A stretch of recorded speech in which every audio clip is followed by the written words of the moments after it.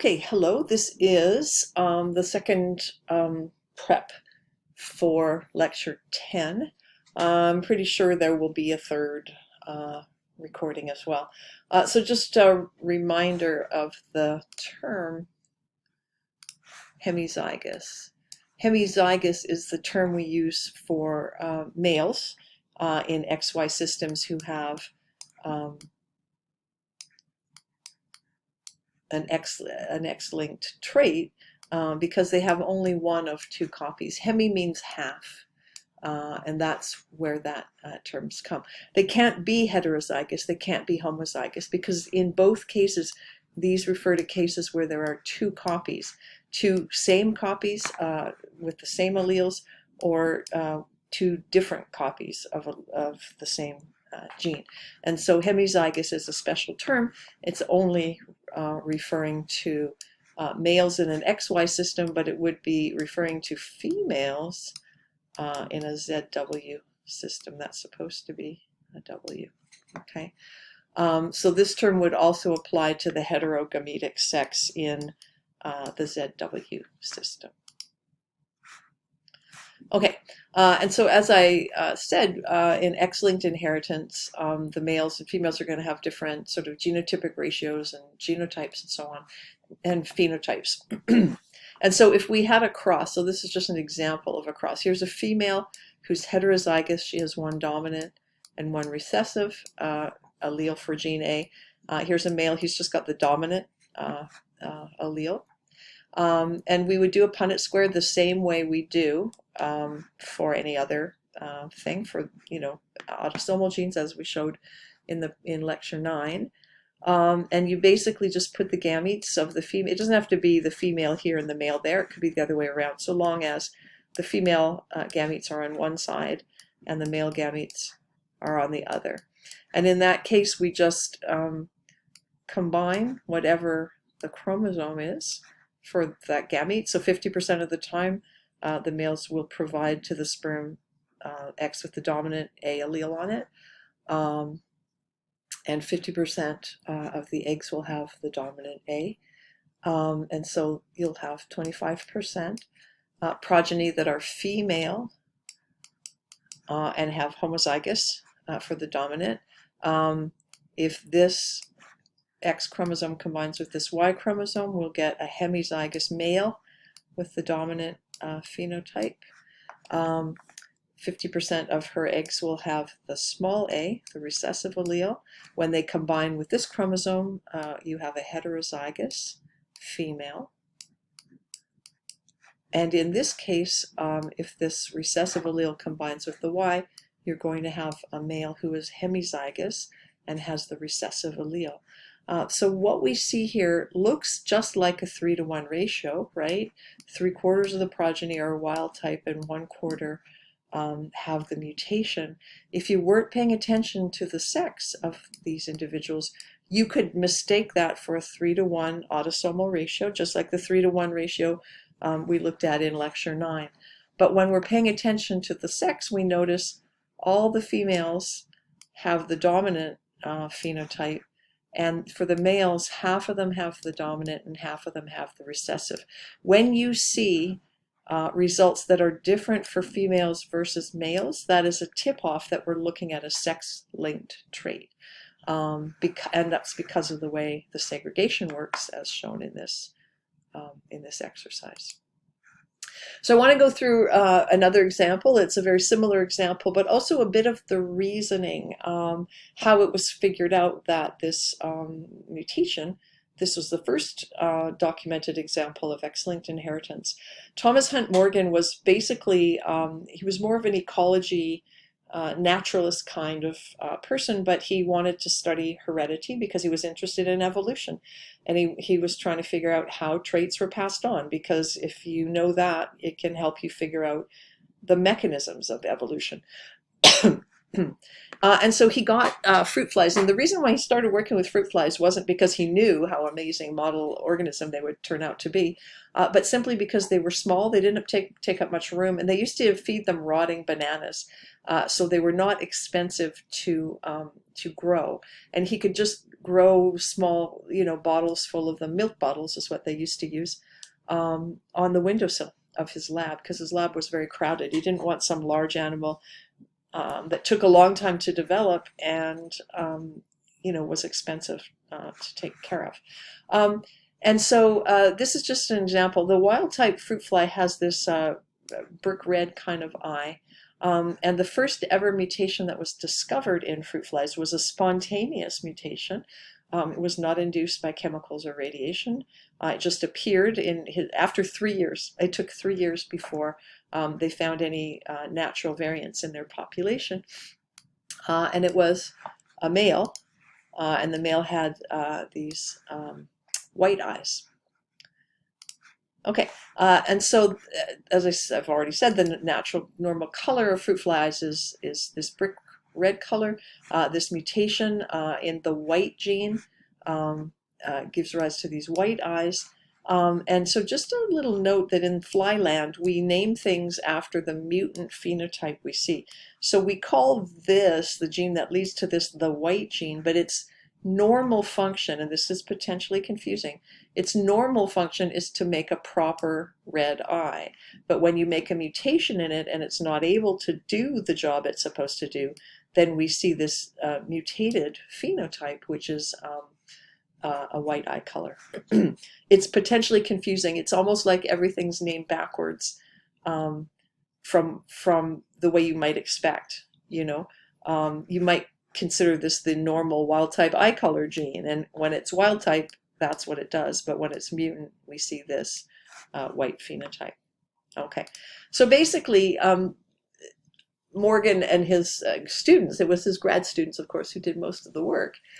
They found this male fly, and so they wanted to figure out what was going on. So they crossed it to an unmated female that had red eyes, and they looked at the offspring, and all the offspring were red.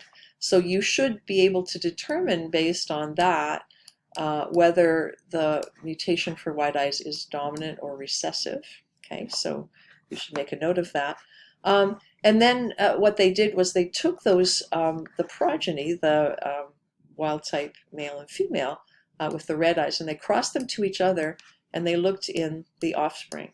And they saw the exact thing that I showed on the Punnett square previously, which is that the females had all red eyes, but among the males you had half red and half white. Okay, and so this was an interesting observation, and we're seeing something, I was just going to put a check mark there, we're seeing something that is indicative of sex linkage now, but at the time this hadn't ever been documented before, and so they had to stop and consider what might be going on here. So what's happening?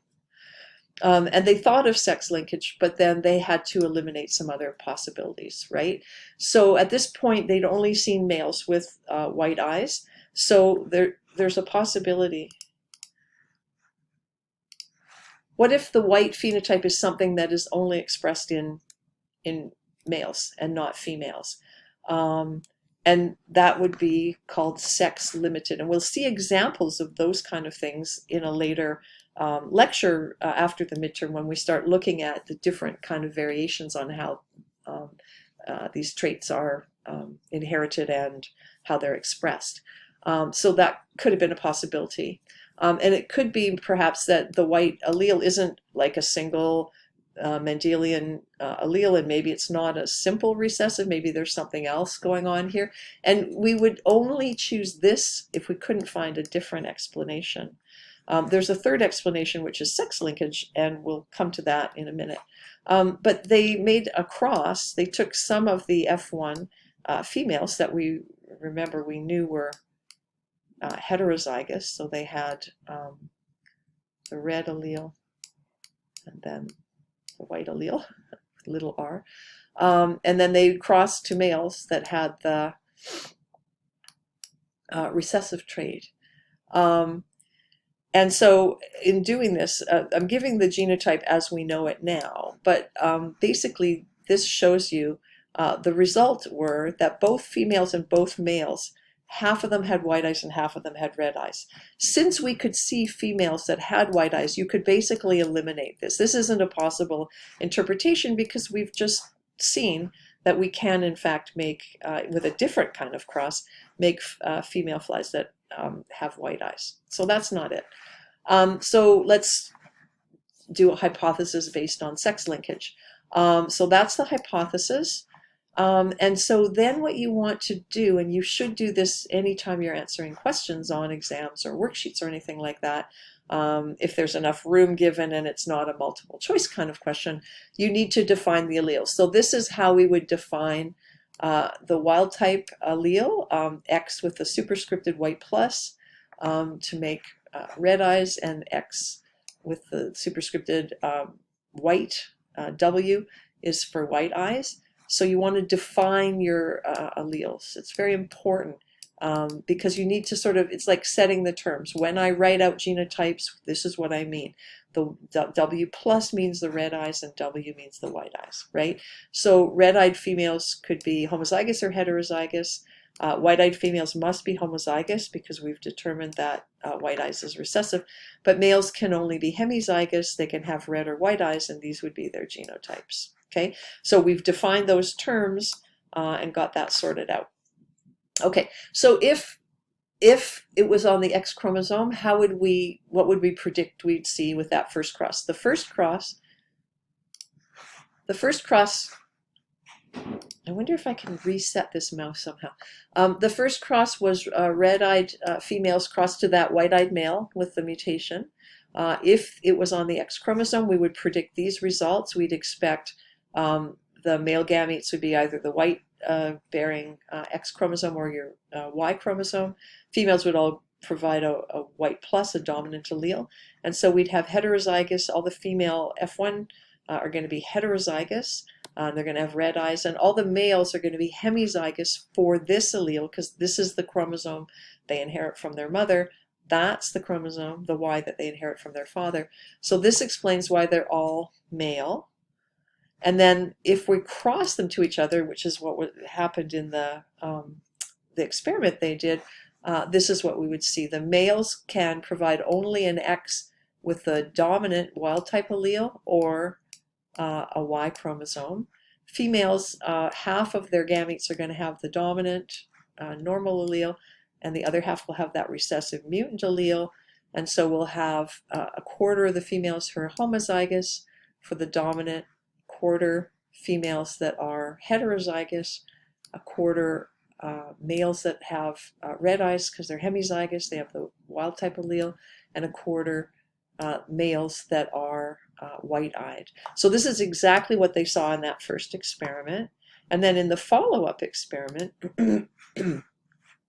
they decided to do what we call a reciprocal cross. In this case, they had established stocks of these flies, different genotypes, white and red-eyed.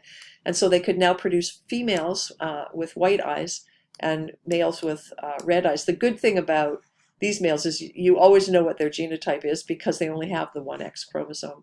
And these females, because this is recessive, we know that they have two recessive alleles. So all the female X chromosomes provided to the next generation are going to have the white mutation. The male gametes are going to have wild type on their X and no gene on the Y chromosome. So the progeny, all of the females got the dominant bearing X, the good X, essentially from their dad, and so they have the normal red eyes, but they're carrying this, it's just hidden because it's recessive from their mom, but the males get their only X chromosome from mom, so they're going to all have white eyes. So now we're going to see all the females have red eyes and all the males have white eyes. This is what we call crisscross inheritance, because what the female had, the male progeny now have, in terms of the phenotype, and what the male father had, the daughters now have. So it goes from male to female progeny and female to male progeny, crisscross, meaning it changes the sexes.